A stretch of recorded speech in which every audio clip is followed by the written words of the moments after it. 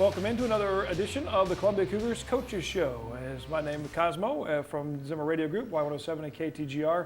With me is the women's head volleyball coach from Columbia College, Coach Melinda Y. Washington. How are you? I'm great. Welcome back. Thank you. Busy year last year, obviously. The season, you got just about as close as you could get all the way to the national championship match. You finished at 42-3 and just came up that one match short.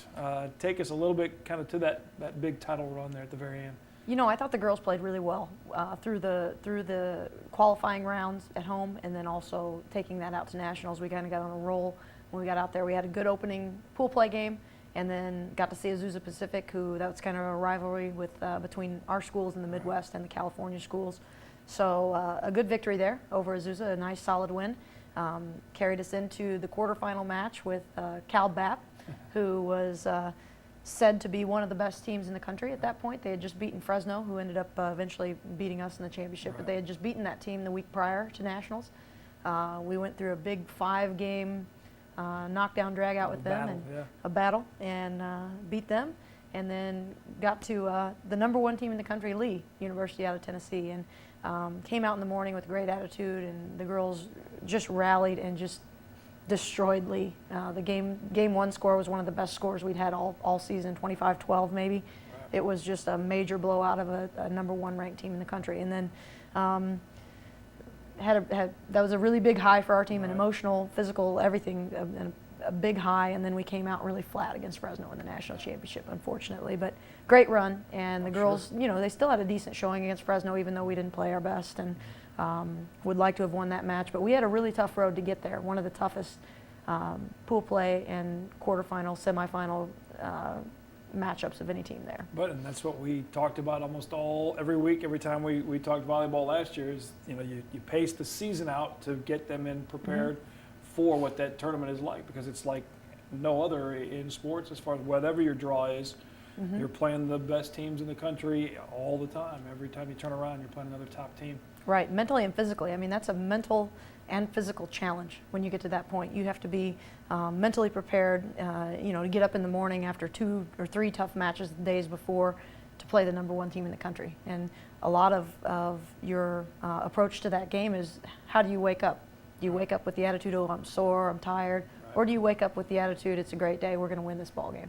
And I think that really helped us to win that and be up physically and mentally for that game that morning. And then really, Talia Matos, your libero, was your only starting player, and she was a big starter, obviously, in that backcourt and in that position. She's now on your sideline. We'll talk a little bit about that dynamic, as well as former player Lou Alvarado Fields now also helping out, which probably gives you a little different dimension as far as on the bench with current more recent former players rather helping out on that front. But talk a little bit about the addition of Aaliyah Hayes replacing Talia in that libero position. It really fell into place nice for us. Aaliyah was at Texas Tech University the last 2 years, played and started in their defensive spots there, and they had a coaching turnover there, and Aaliyah wanted to get back into the Midwest. She's originally from Ozark, Missouri. And her sister. You gotta like that when players want to come back home. Yeah, it's good. That helps out. You want to come where? Okay, sure. It's really great. And Aaliyah comes from a volleyball family. You know, her sister plays. Her family is well known in the volleyball community in southern Missouri, and we're just pleased to have her. She brings a lot of, I guess, aggression to that spot. She's really aggressive with it.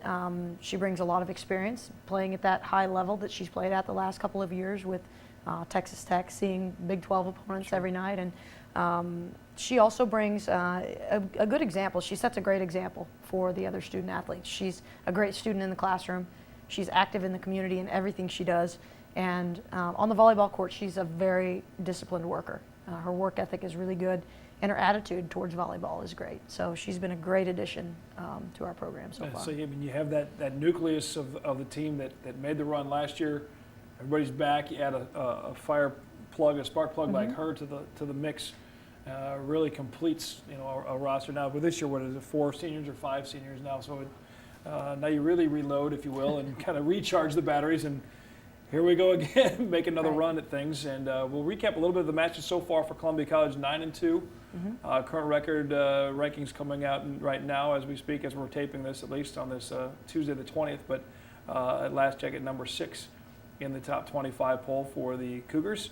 We'll talk about the most recent match at Williams Woods in AMC Conference play, preview some of the matches ahead, and a couple other things involving Columbia Cougar volleyball. For the full schedule of games at Southwell and on the road, log on ColumbiaCougars.com. More with Coach Washington after this on Columbia Cougars Coaches Show.